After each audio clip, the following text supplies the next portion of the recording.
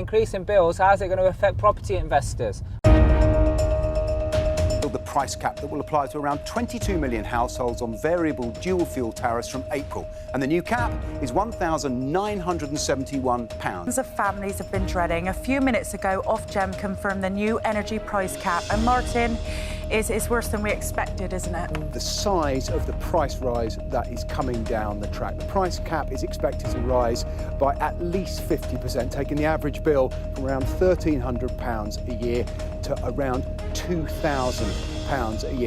Okay, my marketing team says I have to look at the camera even when I'm driving. This is about increasing bills. What planet are you from? I'm driving. What am I supposed to do? Quick now, quick, do it. So now, please, on your feet and put your hands together.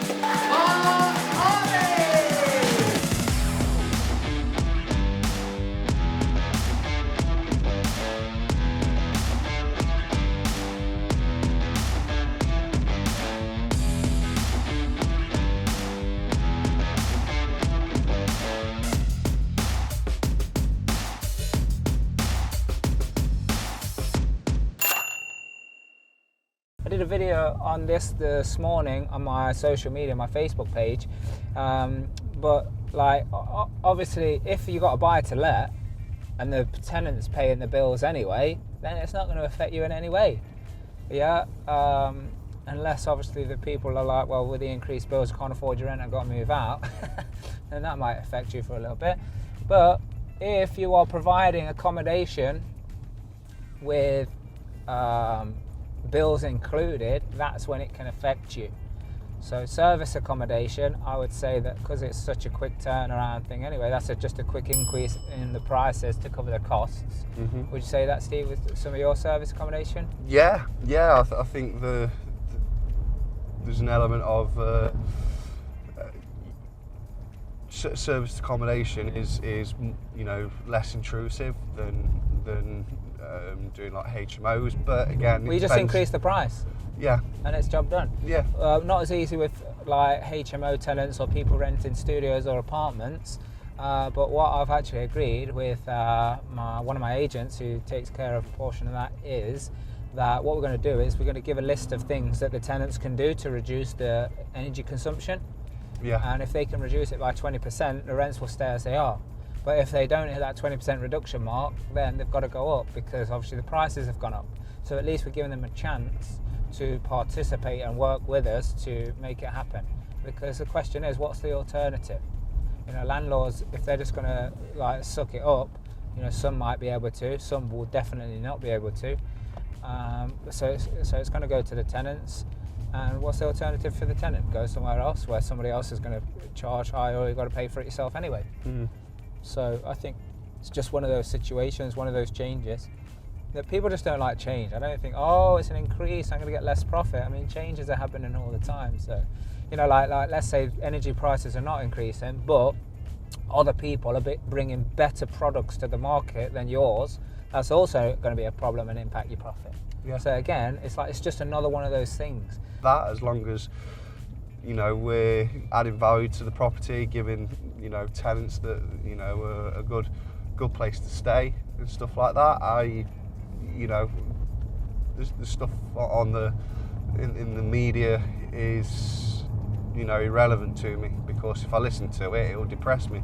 I tell you who is really going to be affected and where it's going to cause a problem is people or entrepreneurs, business, property people. They're not on top of their numbers. If they don't have a clear understanding of what their profit and loss is per company they have, per property they have, then that is going to be a disaster. Because if you're just looking at the bank account saying is there money in there or not, that's not telling you what the cash flow is on your properties. You've got to understand what your cash flow is. And I know another mistake that people make is they're like, oh, this is the cash flow of the property when it's fully rented on some fixed costs that they came up with once upon a time. But they never look at the difference between the budget. I call it the budget, which is what we're expecting or what we allocate to each item, and then actual. So budget and actual. People very rarely have all of that. I'm a stickler for the numbers, and I like to be on top of the numbers because I like to then say, well, what has to change? What has to be different? my opinion is that GDVs are starting to be pushed up. You can see that just from the stuff that I'm doing. So that's just my experience. In my opinion, I think some point this year, probably more later this year, with what I'm seeing with the increase of GDV, it's sort of balancing out again with the build cost and the GDV of the property. Again, it might happen, it might not happen. Building costs could go up again even more, and the GDVs could even come down. But again, there's an element of, if you're doing a good product, delivering on a good product, then there's even more for that GDV to be pushed up, which will balance out the rising build cost of materials. Another way of looking at it though is because I remember actually when I was a kid and I started to go on sites, and like all the old brickies, and they were like, now it's this and now it's that, and they were complaining about a lot of stuff. But for me, I was like, really? Don't seem that bad. It's because I didn't know any different. So like now people have this comparison of, oh, that's how it used to be. They've got this comparison where they want to like make it easier for themselves, right?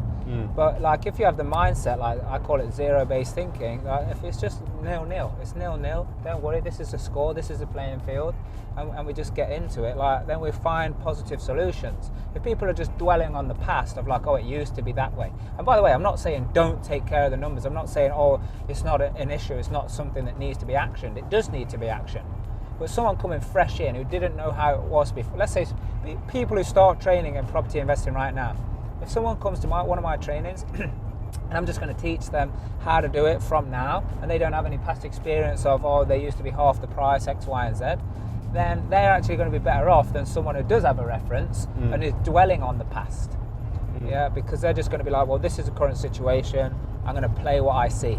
Guys, if you got value from this and you like this video, hit the subscribe button, turn on notifications, and let me know any questions you've got in the comments, or reach out to us directly. Just find us on social media. I'm sure you'll be able to do that. You're very capable of doing so. And until next time, do the right thing for the right reason. It's the only way you're going to discover your true potential.